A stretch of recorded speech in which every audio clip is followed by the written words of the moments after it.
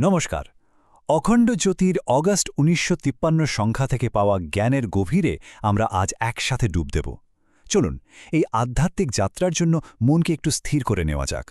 আচ্ছা, কখনো কি মনে হয়েছে যে আমরা এত উন্নতি করেছি প্রযুক্তি, বিজ্ঞানে, কত কিছুতে, কিন্তু তারপরেও চারপাশে এত অশান্তি কেন?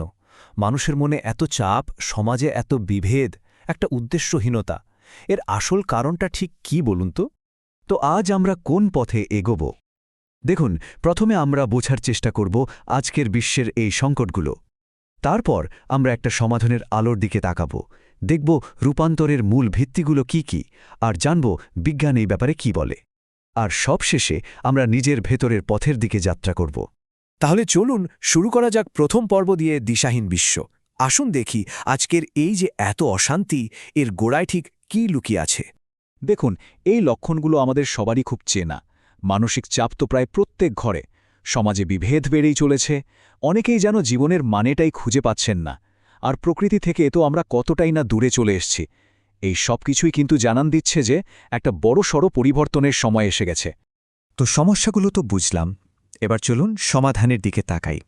এই পর্বে আমরা এমন এক আশার আলোর কথা বলবো যা এক সত্যিকারের বিপ্লবের প্রতিশ্রুতি দেয়। আর এই সমাধানের একেবারে কেন্দ্রবিন্দুতে রয়েছে বিচার ক্রান্তি, মানে চিন্তার বিপ্লব। এর মূল কথাটা খুব সহজ, কিন্তু ভীষণ গভীর। বাইরের পৃথিবীকে বদলাতে চাইলে শুরুটা করতে হবে নিজের ভেতর থেকে, নিজের চিন্তা দিয়ে। যখন এক এক করে প্রত্যেকটা মানুষ ভেতর থেকে বদলে যাবে, তখনই তো গোটা বিশ্বে আসল পরিবর্তনটা আসবে, তাই না? বেশ, এবার আমরা আলোচনার একেবারে গভীরে প্রবেশ করছি। আমরা এখন রূপান্তরের সেই ২০টা মূল স্তম্ভ নিয়ে কথা বলবো, এক এক করে।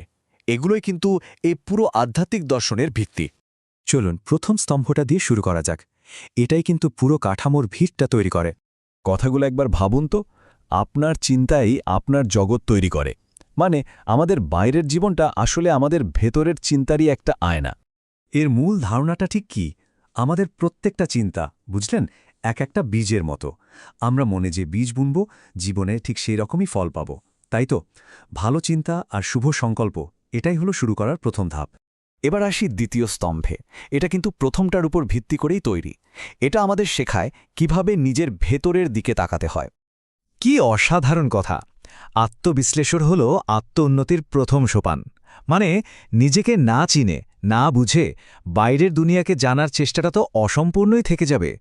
অর্থাৎ নিজেকে আরও ভালো করতে হলে আত্মসমালোচনাটা খুব জরুরি। নিজের ভুলগুলো যখন আমরা চিনতে পারি, তখনই তো সেগুলো পার করার শক্তি পাই। আর শুধু এই দুটোই নয়, বাকি স্তম্ভগুলো ঠিক একইভাবে আমাদের জীবনের নানা দিক, যেমন ধরুন সংযম, সেবা, বিশ্বাস, সহজ জীবন, এই সব কিছুকে আলো দেখায়। প্রত্যেকটা স্তম্ভই আসলে নিজেকে বদলানোর পথে এক একটা ধাপ। বেশ, এতক্ষণ তো আমরা আধ্যাত্মিক জ্ঞানের কথা বললাম। এবার একটা খুব মজার জায়গায় আমরা এসেছি, যেখানে এই প্রাচীন প্রজ্ঞার সাথে আধুনিক বিজ্ঞানের একটা সেতু তৈরি হচ্ছে। চলুন দেখি কিভাবে এই দুটো বিষয় হাত ধরাধরি করে চলে। এই আধ্যাত্মিক দর্শন অনুযায়ী আমাদের চিন্তা বা সংকল্পের একটা শক্তি আছে, এবং সেই শক্তিটা মাপা সম্ভব। মানে আমাদের ভাবনাগুলো শুধু মাথার ভেতরেই থাকে না। এগুলো আসলে এক ধরনের শক্তি যা আমাদের শরীর, মন, এমনকি আমাদের চারপাশের পরিবেশের ওপরেও বাস্তব প্রভাব ফেলতে পারে। আর দেখুন, এই কথাটা কিন্তু শুধু আধ্যাত্মিক নয়। এই মূল গ্রন্থটিতেই উল্লেখ করা হয়েছে গবেষক ডক্টর হিরোশি মোতোয়ামার কথা। তার ১৯৮১ সালের বই theories of the chakras, bridge to higher কনসিয়াসনেসে এই ধরনের বিষয়ের ওপরই আলোকপাত করা হয়েছিল। এ থেকেই বোঝা যায় প্রাচীন জ্ঞান আর আধুনিক বিজ্ঞানের মধ্যে সংযোগ খোঁজার চেষ্টাটা নতুন নয়। এখানে দেখুন কি সুন্দর একটা তুলনা। প্রাচীন প্রজ্ঞা যাকে হাজার হাজার বছর ধরে প্রাণ বা জীবনী শক্তি বলে আসছে, আধুনিক বিজ্ঞান এখন সেটাকেই বায়োফিল্ড নাম দিয়ে গবেষণা করছে।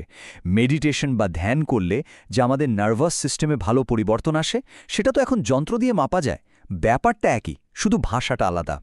তো আমরা আলোচনার প্রায় শেষের দিকে চলে এসেছি। এবার এই সব ধারণাগুলোকে এক জায়গায় এনে দেখা যাক এই জ্ঞানকে আমরা নিজেদের জীবনে নিজেদের বদলানোর জন্য কিভাবে কাজে লাগাতে পারি। তাহলে পুরো আলোচনা থেকে আমরা কি শিখলাম?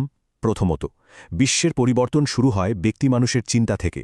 দ্বিতীয়ত, প্রাচীন জ্ঞান আজও আমাদের পথ দেখাতে পারে। তৃতীয়ত, নিজেকে বদলানোর এই পথটা কিন্তু কাল্পনিক নয়, বরং এটা একটা ধাপে ধাপে এগোনোর প্রক্রিয়া। আর সবশেষে আসল সত্যটা বোঝা যায় যখন আধ্যাত্মিক জ্ঞান আর বৈজ্ঞানিক প্রমাণ একসাথে মেলে। এই আলোচনা শেষ করার আগে একটা প্রশ্ন রেখে যাচ্ছি। রূপান্তরের যে স্তম্ভগুলোর কথা আমরা আজ জানলাম, তার মধ্যে কোনটা হতে পারে আপনার নতুন যাত্রার প্রথম পদক্ষেপ?